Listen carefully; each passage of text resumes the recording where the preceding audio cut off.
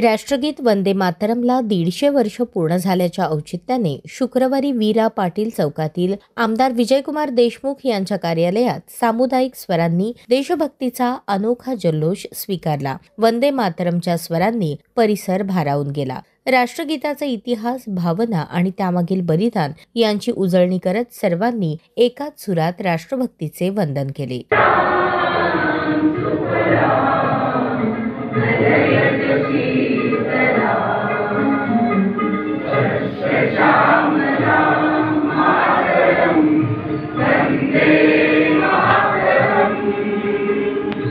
या स्फूर्तिदायी सोहळ्यात आमदार विजयकुमार देशमुख, भाजप युवा आघाडीचे अध्यक्ष डॉक्टर किरण देशमुख, माजी सभागृह नेते शिवानंद पाटील, संजय कोळी, वंदना गायकवाड, अनंत जाधव, विनायक विटकर, जाकीर सगरी, संध्या गायकवाड, राजकुमार पाटील, नागेश येळमली, सचिन कुलकर्णी, सुजित चौगुले, अजित गायकवाड, अजित गाडेकर आदी मान्यवरांसह शहर उत्तरमधील भाजप पदाधिकारी आणि कार्यकर्ते मोठ्या संख्येने सहभागी झाले। राष्ट्रगीत हे आपल्या स्वाभिमानाचे प्रतीक आहे। पुढील पिढीस देशभक्तीची प्रेरणा देण्यासाठी अशा कार्यक्रमांची गरज आहे, असे प्रतिपादन आमदार विजयकुमार देशमुख यांनी केले। आणि त्या वाक्याला आज त्या गाण्याला जवळपास 150 वर्ष पूर्ण झाले आहेत। त्या 150 वर्षाच्या पूर्तीसाठी आज भारतीय जनता पक्ष शहर उत्तरच्या वतीनं सामुदायिक वंदे मातरम आज इथे म्हणण्यात आलं। आज आपल्याला माहीत आहे की आपण जनगण म्हणतो, त्याच जनगण म्हणणार जे राष्ट्रीय आपण गीत मानलं जातं त्या तसेच दर्जा वंदे मातरमलाही आज या देशामध्ये आहे। वंदे मातरम एक प्रेरणादायी, एक शक्तिशाली, आपल्याला ज्या स्फूर्ती वाढवणारी ही गीत असून या गीतला 150 वर्ष पूर्ण झालं, याचा आम्ही सगळ्यांनी सामुदायिकपणे वंदे मातरम म्हणले। कार्यक्रमाच्या शेवटी भारत माता की जय, वंदे मातरमच्या गर्जनांनी वातावरण दणाणून गेले। देशाच्या ऐक्य अखंडतेचा संदेश देणारा हा उपक्रम पंतप्रधान नरेंद्र मोदी यांच्या संकल्पनेतून हाती घेण्यात आला। यामुळे आज युवकांच्या इतिहासाची ओळख करून देणारा ठरणार आहे, अशी प्रतिक्रिया माजी नगरसेवक डॉक्टर किरण देशमुख यांनी दिली।